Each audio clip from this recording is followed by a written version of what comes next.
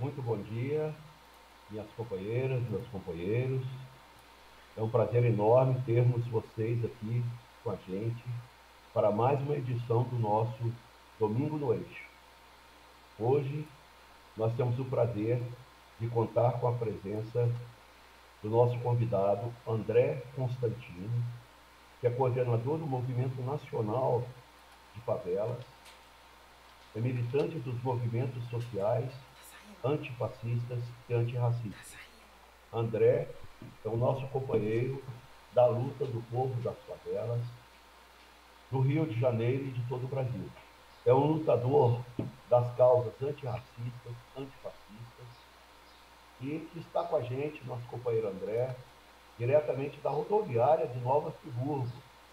É a primeira vez que o nosso programa vai ao ar assim, fora dos estúdios, né? Como se fosse no nosso domingo no eixo presencial. Né? Vai ser uma experiência maravilhosa. André nos fala então de Nova Friburgo, porque ele está lá em Nova Friburgo para o ato que aconteceu agora há pouco do Fora Bolsonaro. Ontem, hoje, atividades na cidade onde o fascista teve 60% dos votos.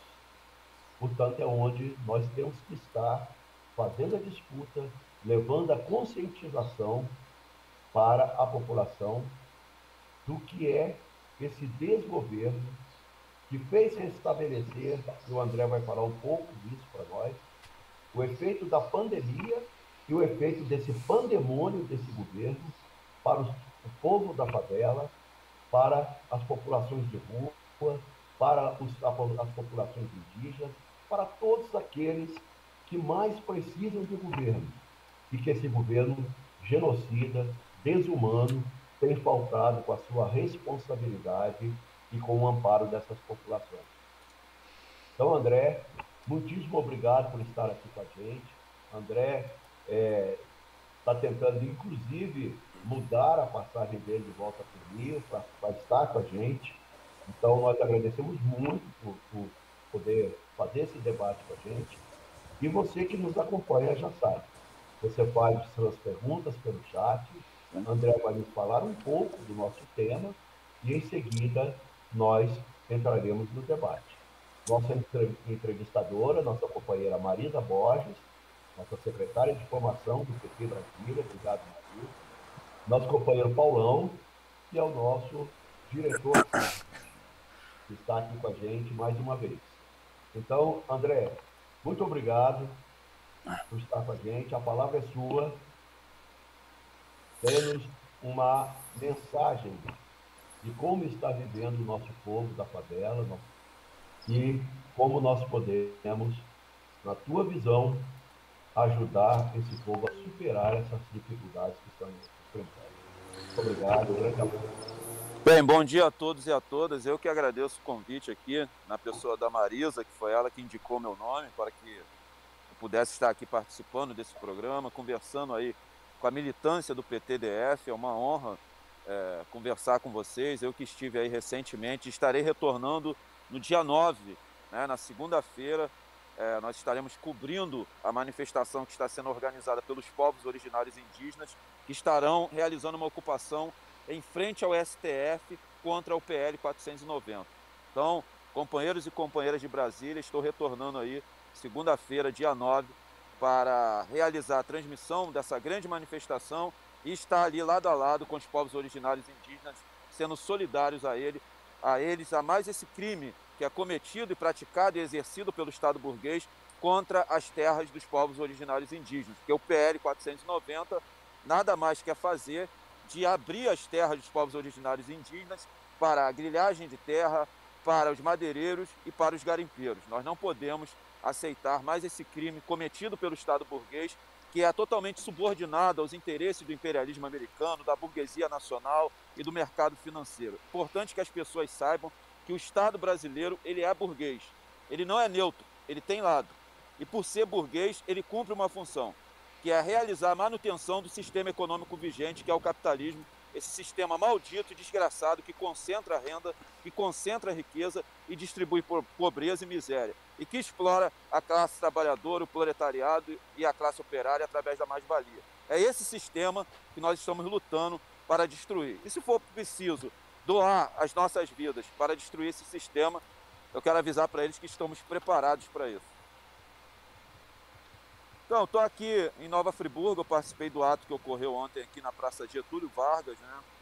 Foi um ato exitoso, é uma cidade onde Bolsonaro teve 75% dos votos, uma cidade extremamente reacionária e conservadora, uma cidade que leva o título de Suíça brasileira, né? Então imaginem as dificuldades que os nossos companheiros e companheiras militantes de esquerda, socialistas e revolucionários enfrentam nessa cidade. Então eu estive aqui, participei da plenária, né, realizei a transmissão do ato pelo canal Favela Não Se Cala TV, Inteligência Acima da Mídia, o blog da Dilma, e eu acho que a nossa participação aqui, espero, né, tenha contribuído, né, de alguma forma na luta dos companheiros e companheiras militantes de esquerda e socialistas aqui em Nova Friburgo. E mandar mais uma vez um recado para os bolsonaristas que vivem nessa cidade, para as forças de repressão do Estado burguês, especificamente a instituição maldita que é a Polícia Militar, esse entulho da ditadura militar que tem que acabar nesse país, e para o Bolsonaro, esse verme miliciano maldito. Enquanto existir um militante socialista e revolucionário de pé e disposto a lutar em Nova Friburgo, essa cidade jamais será chamada de uma cidade bolsonarista. Então é isso que os companheiros fizeram, mais uma vez, bravamente, ontem aqui na Praça Getúlio Vargas, aqui em Nova Friburgo. Foi um prazer e uma honra estar lado a lado com eles aqui nessa luta. Bem, para falar da favela, né, e de como a favela vem sobrevivendo nesse período de pandemia, quero dizer a vocês que nós, favelados, negros, nordestinos, né, que são aqueles que habitam esses territórios, né, aqueles que fazem parte do proletariado, da classe trabalhadora, da classe operária, nós estamos morrendo de tiro, nós estamos morrendo de fome e nós estamos morrendo de bala. Porque mesmo em plena pandemia, que já ceifou a vida aí de 540 mil brasileiros e brasileiras, que não podem e não devem ser tratados como números. Porque o Bolsonaro não tem nenhuma empatia com esses mais de 540 mil brasileiros e brasileiras que foram vitimados pela Covid-19. Não são números, porra. São vidas. São vidas, porra. E é assim que tem que ser tratado. Então, nesse momento nas favelas, nós morremos de bala também, porque mesmo com a proibição do STF, através de um parecer do ministro Fachin, o governador do estado do Rio de Janeiro, que é um bolsonarista assumido, um fascista assumido, Cláudio Castro, ele continua, através da Polícia Civil e da Polícia Militar, realizando mega operações dentro dos territórios de favela. E em uma dessas operações resultou na maior chacina da história do estado do Rio de Janeiro, que foi a chacina da favela do Jacaré e do Jacarezinho, onde uma operação da Polícia Civil resultou na morte de 29 pessoas. E a Polícia Civil impôs sigilo sobre a investigação dessa chacina. Porque a primeira coisa que a gente tem que perguntar, de onde partiu o tiro que matou o policial civil? Tem que ser realizada uma perícia balística para saber de qual arma partiu o tiro que matou o policial civil. Eu tenho quase certeza que ele foi morto por fogo amigo. E foi a morte desse policial civil que desencadeou essa operação criminosa da Polícia Civil que resultou na morte de 29 pessoas, dentre elas o policial civil. Então, essa é a nossa realidade nos territórios de favela nesse momento. Em plena pandemia, nós pedimos pão para o Estado burguês, ele envia o caveirão, seja o caveirão aéreo, que é um helicóptero blindado da Polícia Militar, seja o caveirão terrestre. Então, a nossa situação é uma situação insuportável, né? Nós não suportamos mais. Eu sempre falo isso nas lives, eu estou cansado de sobreviver. A favela quer viver, né? Nós queremos viver e viver uma vida plena. Então, a nossa realidade é essa. Nós vivemos uma disputa territorial no Rio de Janeiro, que faz com que o Rio de Janeiro passe por um processo de mexicanização. Para vocês que não moram no Rio, são 4 facções, TCP, ADA, Comando Vermelho, a milícia, e aí eu vou incluir a 5ª facção, que é a mais nociva e a mais letal, que é a Polícia Militar. Então, essa disputa territorial, vocês precisam entender que ela é o facilitador de uma estrutura de corrupção existente nas polícias e no Exército. Porque vocês precisam entender que a maioria das armas que encontram-se nas mãos dos varejistas de drogas e das milícias são de uso exclusivo do Exército e das polícias. Então, o Estado burguês ele precisa da guerra. Ele precisa da guerra para essa engrenagem girar. Se você for perguntar a qualquer varejista de drogas de qualquer facção se ele gosta do confronto, ele vai falar que não, porque quando tem confronto, o viciado não sobe. É por isso que tem uma máxima dos varejistas do Rio de Janeiro que diz o seguinte: é melhor pagar o arrego, que é uma propina para a polícia, do que pagar o enterro. Então, a primeira coisa que vocês precisam entender é que esses confrontos que acontecem em várias regiões do Brasil são fomentados pelo Estado burguês, para que essa engrenagem de corrupção existente nas polícias civil, militar, federal e nos exércitos, ela possa girar. Né? É a primeira denúncia que eu quero fazer aqui, porque não existe, companheiros, possibilidade nenhuma de venda de varejo de drogas em qualquer favela, espalhada em qualquer região desse país, sem a conivência direta e a participação ativa da Polícia Militar. Porque vocês têm que se perguntar, por que quase sempre, a minha função aqui é fazer vocês refletirem, eu não quero convencer ninguém, eu não tenho essa arrogância academicista, mas reflita comigo, por que quase sempre as armas e as drogas são apreendidas nos territórios de favela? Eu vou explicar por quê, porque ela já pagou o pedágio. Tem muita gente lucrando com essa juventude preta, com um fuzil na mão e nada na cabeça. Então é importante que vocês entendam isso. Essas armas e drogas, existe uma permissividade que ela chegue nesses territórios, porque ela paga vários pedágios. Então, assim, o mesmo camburão que carrega o corpo preto sem vida é o mesmo que traz as armas e as drogas para as favelas. A Polícia Militar do Rio de Janeiro, ela faz apreensão, vou citar um exemplo, de 100 fuzis e 1 tonelada de cocaína na favela da Rocinha, Comando Vermelho. Qual era o papel da polícia? Levar essas drogas e essas armas para o depósito. Sabe o que a polícia faz? Ela apresenta 10 fuzis para apresentar para a mídia, para a sociedade. Ela apresenta ali 1 quilo, 10 quilos de cocaína. O restante ela revende para as facções rivais da facção onde ela conseguiu fazer essa apreensão. Vai revender para o TCP, ela vai revender para o ADA, ela vai revender para as milícias. É importante falar que as milícias, algumas delas já estão vendendo varejo de drogas, é importante que vocês saibam disso também. Então, não existe a possibilidade da venda de varejo de drogas sem a participação efetiva desse entulho da ditadura militar, que é a Polícia Militar. Né? Então, é muito importante essas denúncias para que as pessoas entendam como funcionam essa engrenagem. Para vocês terem uma ideia, aqui no Rio de Janeiro, as milícias estão indicando os comandantes de batalhão. Isso é muito sério. Porque quando elas têm a possibilidade de indicar os comandantes de batalhão, ela tem os batalhões na mão. Então elas sabem com antecedência quando vai ter operação em favela controlada pela milícia. E elas, por indicar esses comandantes, ela tem um batalhão na mão. Então elas utilizam-se do batalhão para realizar uma asfixia nas facções que elas disputam território para facilitar a sua inserção. Haja visto o que acontece, eu fiz essa denúncia aqui em Nova Friburgo, na favela da Cidade de Deus. É o único território na Zona Oeste que a milícia não controla. Lá tem operação policial todo dia. Não tem operação policial no estado do Rio de Janeiro em favelas controladas pela milícia. Então a milícia ela não é um poder paralelo, ela é o Estado. A milícia ela é o Estado, vocês precisam entender isso. E ela faz parte de um projeto político de poder da extrema-direita, que é de consolidar no Brasil uma teocracia miliciana fascista. Eles querem copiar o golpe que aconteceu na Bolívia. É isso que o Bolsonaro quer fazer aqui. Ele quer o aprofundamento do golpe através das igrejas evangélicas neopentecostais, porque o golpe na Bolívia foi com a Bíblia e com o fuzil. Ele quer o aprofundamento do golpe copiando esses moldes. Então a gente está numa situação muito difícil, companheiros, e a gente não vai combater isso com flores, com nota de repúdio, que só serve para limpar a bunda, não serve para porra nenhuma. Nota de repúdio serve para quê, porra? Para que serve nota de repúdio? A gente tem que se organizar, construir a autodefesa da nossa militância. Isso é para ontem, porra. Isso é para ontem. Não se faz revolução sem revolucionários. Eu estou sofrendo ameaça de morte. E aí? O que eu vou fazer com a vida do André Constantino? Eu sou preto, porra. Sou favelado e sou pobre. Vivo numa situação de vulnerabilidade. A coisa mais fácil é a polícia invadir minha casa, dar 10 tiros na minha cara, jogar uma arma fria e droga, que é isso que eles fazem com o kit forjado, e eu vou ficar como varejista, porra. Então a gente tem que construir a nossa autodefesa, isso é para ontem. As coisas vão se acirrar e quem está acirrando é o Estado burguês. Vale lembrar aqui que não foi a luta armada que fez nascer a ditadura. Foi a ditadura militar que fez nascer a luta armada. Então, o Estado burguês está acirrando a violência e nos empurrando para a violência também.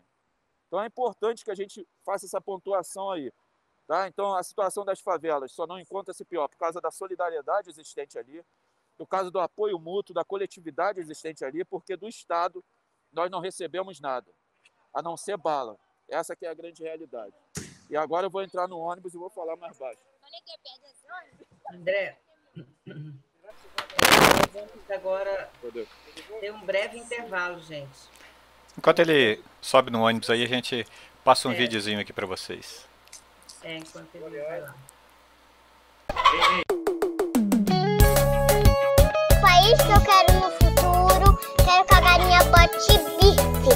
E eu tô cansada de comer ovo. Eu sei que a vida por aqui tá osso. O que era fruta já virou caroço e o medo se espalhou no ar. Mas eu sonhei que o pesadelo tinha fim. Sonhei que Lula ligava pra mim, dizendo que agora a esperança é quem vai viralizar. Eu acho que você tá com saudade de mim. Eu tô com saudade de você. Se você me chamar, eu vou correndo, porque não dá pra viver de TBT. Não dá pra viver de TBT. Se você me chamar, eu vou, porque não dá pra viver de TBT. Acho que vocês já perceberam o quanto o companheiro é eloquente na sua fala, né? E precisa ser, porque é até uma questão de sobrevivência. Uma favela onde ele colocou os 5 pilares de ataque ao povo que mora naquela localidade, né? A milícia, a polícia, as 4 nuances ou as 4 gangues de milicianos, e resistir a isso, para além das questões sociais, resistir, né, à carestia, ao preço abusivo dos produtos, ao desemprego, às condições muitas vezes subhumanas, esgoto a céu aberto. Por isso nós quisemos trazer esse tema para o nosso debate hoje, com todas as dificuldades, mas prometemos a vocês que nós vamos continuar abordando esse tema, né, companheira Maria? Vamos trazer novamente o companheiro André, vamos trazer outros companheiros e companheiras que dominam o tema. O André chegou aqui, a gente vai voltar, hein? Com você. Vamos ver se não cai aqui, que eu tô na serra, né? De repente vai dar umas caídas aí. Na verdade, a milícia, ela nasce dos grupos de extermínio, né? Os cavalos corredor. A milícia mais conhecida no Rio de Janeiro é no Rio das Pedras, né? E no início da milícia do Rio das Pedras, ela era conhecida como Polícia Mineira. Tá dando pra ouvir aí? Porque vai ficar oscilando, né? Porque tem hora que ele entra assim, tem umas montanhas, né? Qualquer coisa você pode tirar o vídeo também, que aí a gente fica só no áudio. Aí diminui a necessidade de banda. Tá, fica melhor, né? Isso. Tá, mas... Sim. Tá, tira o vídeo. Então, ela nasce dos grupos de extermínio, vai acontecendo um aperfeiçoamento. O grupo de extermínio, que também é uma extensão da ditadura militar, né? É importante que se diga isso. Assim como essa instituição maldita, que é a Polícia Militar, que é um entulho da ditadura militar. E a primeira milícia aqui no Rio de Janeiro foi no Rio das Pedras. E ela era conhecida como Polícia Mineira, fazendo uma alusão à violência da Polícia Militar do Estado de Minas Gerais. Só que ela foi se aperfeiçoando, elas foram crescendo, tomando e controlando cada vez mais territórios. Mas eu acho que o mais importante hoje, que a gente precisa fazer, é estancar a fonte de lucro das milícias, né? E essa fonte de lucro das milícias vem da grilhagem de terra, venda de gás, venda de água, agiotagem, a construção civil. E aí tem uma parceria com os cartórios no Rio de Janeiro que precisa ser investigada, e também com as prefeituras, né? E a taxa que eles cobram, né, dos territórios que eles controlam. E isso são milhões e milhões de reais mensais para a milícia, que faz com que eles se armem cada vez mais. Para vocês terem uma ideia, a milícia no Rio de Janeiro era tão forte que ela está controlando territórios do Comando Vermelho, do ADA, do TCP, e alugando ou vendendo esses territórios. A milícia realmente já controla 60% dos bairros no Rio de Janeiro, e ela é um projeto político de poder que a gente precisa enfrentar. Se a gente não estancar aí o crescimento econômico das milícias, que se dá através dessas denúncias que eu estou fazendo para vocês, essa organização vai tornar-se a organização mais poderosa aqui no Rio de Janeiro, juntamente com as igrejas evangélicas neopentecostais que caminham juntos, né? É um bando de safado tudo junto. Fui pastor da Igreja Universal e sei que a igreja é o melhor lugar para se lavar dinheiro. Ali a gente lavava dinheiro do jogo do bicho, do tráfico, da milícia, dinheiro desviado da política.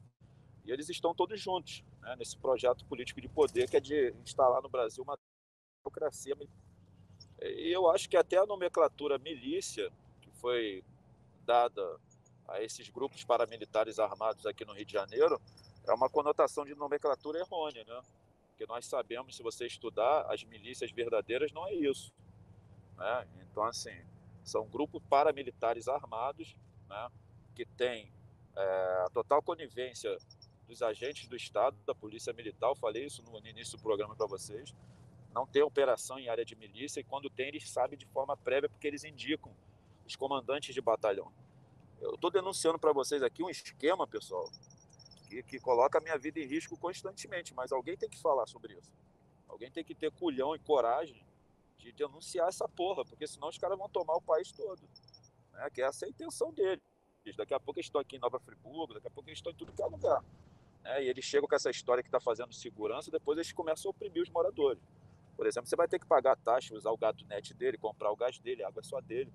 Então, assim, a gente tem que ficar ligado no crescimento das milícias, que é muito perigoso para a sociedade, não só aqui no Rio de Janeiro, mas na sociedade brasileira. Então, assim, a gente está denunciando porque eu moro em favela e eu sei como funciona, né? Então, eu acho que a milícia, ela não é um poder paralelo, ela é o próprio Estado, e o Estado, ele deixou de disputar esses territórios, né?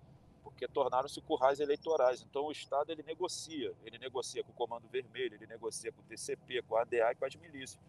Porque esses territórios controlados por essas facções tornaram-se verdadeiros currais eleitorais. Então, o Estado não tem pretensão nenhuma de retomar esses territórios. O que existe é uma negociação por debaixo dos panos que favorece uma série de políticos e se elege com esse voto de cabresto que tem, tanto na favela do Comando Vermelho, do ADA, do TCP, como das milícias. A milícia mais, né, porque ela tem uma intencionalidade de poder de Estado, né? A milícia, ela elege vereador, deputado, federal, estadual, senador, e elegeu a porra desse presidente. O que a gente tem que fazer aqui é denunciar. A gente precisa se organizar, né? Eu falei isso para vocês, né? A gente está recebendo ameaça de morte aí, passarinho que come pedra sabe o cu que tem, né? Então, se os caras matou Marielle, o que não vai fazer comigo? Porra, eu sou só um cara preto, militante, que mora em favela. Mas eu acho que a gente tem que denunciar toda essa estrutura de corrupção que existe por dentro do Estado, onde o Estado se beneficia das facções. Eu falei para vocês, né? As armas chegam nas favelas e as drogas pelo camburão da polícia. Eu estou falando para vocês de algo que eu li. Então, essa é a jogada, né? O Estado precisa da guerra para vender arma, né? Então, a gente precisa entender isso. É a mesma coisa o imperialismo, né? O maior produtor de material bélico no mundo, por isso que ele fomenta tantas guerras fictícias, Primavera Árabe e outras guerras, que eles tinham a intenção de roubar o petróleo e também a intenção de venda de armas. Então, a coisa é muito maior do que a gente pensa. Então, quando a gente for discutir essas questões, a gente tem que discutir nessa magnitude e colocar também o tentáculo, o braço, o dedo sujo do imperialismo em todo esse processo. Agora eu vou ler aqui, gente, o chat, né, do YouTube. Tem muita gente participando. Queria saudar os companheiros e companheiras que estão aqui no chat participando com a gente, né? Um domingo de sol, assim, onde as pessoas querem estar com a família, se divertindo, tomando uma cervejinha, e estão aqui com a gente acompanhando esse bate-papo que está sendo maravilhoso, apesar dos contratempos, está sendo muito bom. Então, eu queria saudar aqui o Elcio, que está aqui com a gente, o Paulo Parucker, a Rosana, a Nazaré, o Roberto Seabra. Roberto Seabra é um companheiro escritor, jornalista, escritor, e ele tem um livro muito interessante sobre os tempos da ditadura aqui em Brasília, dos poucos que existem, é um romance policial. Depois a gente pode convidá-lo para falar sobre ele, sobre o livro e sobre a sua atividade de escritor. Ele escreveu um livro que se chama Silêncio na Cidade. E temos aqui também a Selene, o Raimundo, a Marília, a Helena Lira, Rosângela, Pietra, que mais? Paulo Almeida e a Maui, né? Bravos companheiros aqui de luta, nossos aqui, estão aqui com a gente. Então, as pessoas têm colocado muitas questões aqui, né? E muitos estão falando aqui sobre a favela aqui de Brasília, do Sol Nascente, que é muito parecida com a situação das favelas. Inclusive, depois eu gostaria que o André falasse sobre o Sol Nascente, que ele conheceu quando esteve aqui, e ele vai criar um comitê aqui do Movimento Nacional de Favelas, que é um movimento que ele é coordenador no Rio de Janeiro. Ele tem um canal também no YouTube que se chama Favela Não Se Cala. Então, eu gostaria que ele abordasse também sobre isso aqui. Temos aqui a companheira Rosana que fala, aqui no DF nós também temos realidade semelhante, né? Que é o caso lá do Sol Nascente. Aí um colega ele coloca aqui para você falar mais sobre o Paulo, ele coloca aqui para você falar mais sobre a PM, explicar, vou ler o que ele falou, explica melhor por que a PM é maldita, né? Como ficaria a nossa sociedade sem polícia? Olha só, olha só. Eu sempre escuto isso quando a gente pede o fim das polícias. Primeiro eu quero me dirigir a esse companheiro, se ele se sente protegido por essa instituição, que é o entulho da ditadura militar, ele não tem a minha cor e não pertence à minha classe. Né? Porque se você for em qualquer favela perguntar se as pessoas têm medo dos varejistas ou da polícia, você vai ter ali algo assustador, mas as pessoas têm mais medo dessa instituição. E é maldito assim, né? Eu já sofri muito na mão da polícia militar, né? É uma polícia extremamente racista, né? O racismo institucional está na estrutura dessa corporação maldita, que primeiro foi a Guarda Imperial, ela nasce para defender... Está falhando o som. Vou continuar aqui com o pessoal que está falando aqui também. A Maui coloca: derrotar as milícias começa por derrotar o governo maldito que temos, fora Bolsonaro e seus generais. A Rosana: defendo o desarmamento da sociedade e das polícias que convivem com a sociedade. A Rosana também, de novo. Os partidos políticos também, que estão desvinculados às igrejas e religiões. Ficamos sempre refém e discursos moralistas. Tem um elogio da Cecília falando que o André é demais. Prontinho, tá contigo, André. André, tá ouvindo a gente? Pessoal, diante desse nosso imprevisto, o André não tinha como, obviamente, cancelar a participação dele hoje de manhã lá em Nova Friburgo, e também não quis cancelar a participação aqui com a gente, né? Nós não teríamos tempo hábil para trazer um novo convidado ou convidada, um novo tema. Então, com esse prejuízo, a gente não sabe quanto ele vai conseguir falar, minutinho, cai novamente. Eu queria propor aos nossos internautas, e aí, obviamente, acertando a agenda com o André, que ele estará aqui em Brasília na segunda-feira, dia 9 de agosto. E dia 8 de agosto é o segundo domingo do mês, que nós teríamos um outro programa.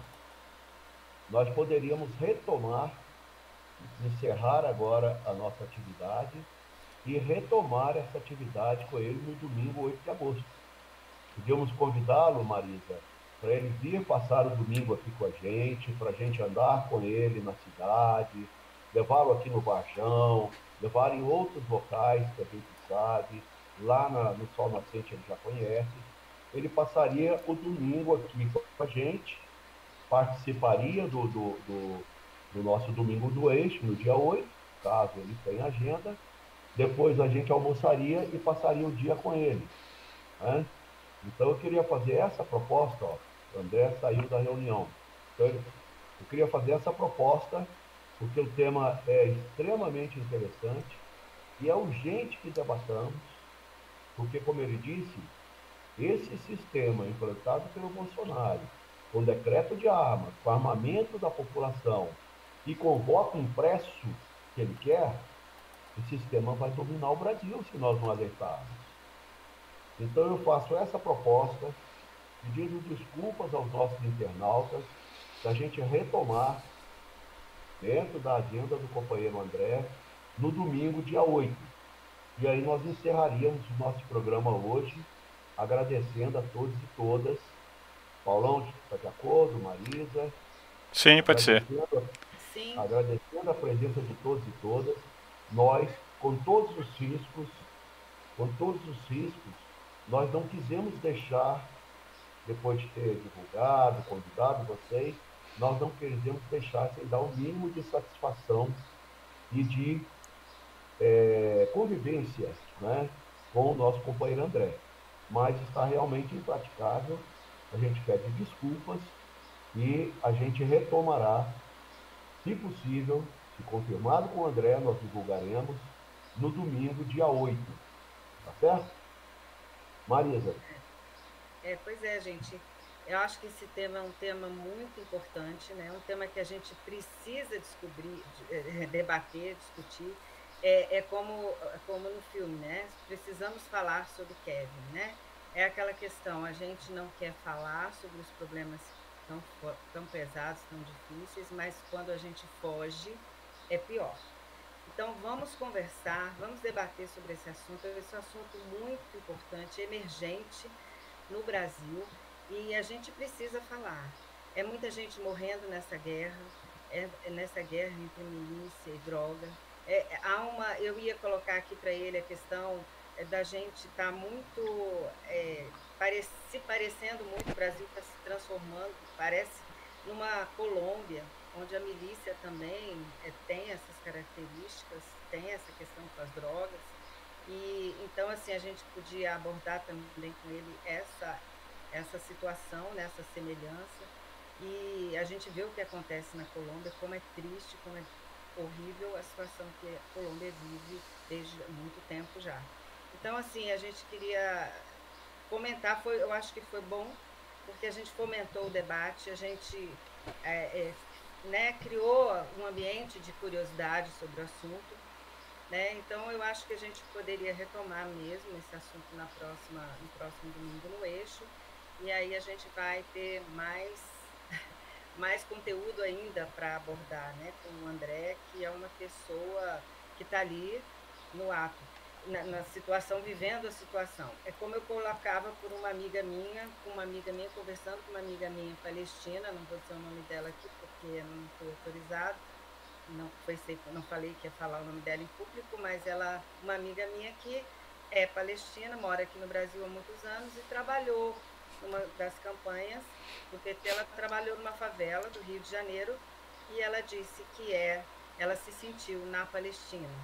Ela viveu na Palestina até os 18 anos e veio para o Brasil. Então, ela sabe bem o que é uma guerra. E ela se sentiu totalmente desarmada numa guerra, como se fosse uma Palestina na favela. Então, a gente precisa abordar esse assunto, é um assunto emergente. Né? Paulão, não sei se você quer colocar alguma coisa para a gente caminhar para o encerramento. E agradecer a participação aqui de todos, né, Zé Lúcio? Ok.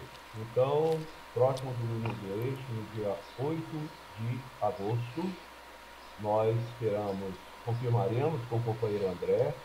Vamos ver, Marisa, se a gente traz também uma companheira, né, que tenha experiência ou que faça abordagem mais, digamos, acadêmica, tá? Essa visão que o Paulo falou, né? A gente tem uma visão muito de TV, que a gente lê notícias, e não ali em loco, como é a vida do companheiro André. Então a gente traz um pouco dessa visão também para as duas realidades, as duas visões que se contraporem ou se somarem, né, nesse debate. Queremos então, mais uma vez, pedir desculpas a vocês, mas não quisemos deixar vocês sem o nosso domingo no Eixo hoje. Esse foi o nosso objetivo, né? Agradecendo o companheiro André, que mesmo dessa situação totalmente adversa, o nome dele, né, está, digamos, em análise, né, em julgamento, pela live que ele faz. Então pedimos desculpa pela falha técnica e esperamos contar com vocês novamente domingo, dia 8, na continuidade desse debate nosso hoje. Tá bom? Muito obrigado a todos e todas. Tenhamos um bom domingo. Vamos tomar uma cervejinha, vamos aproveitar o nosso domingo com a família e daqui a 2 semanas estaremos juntos novamente.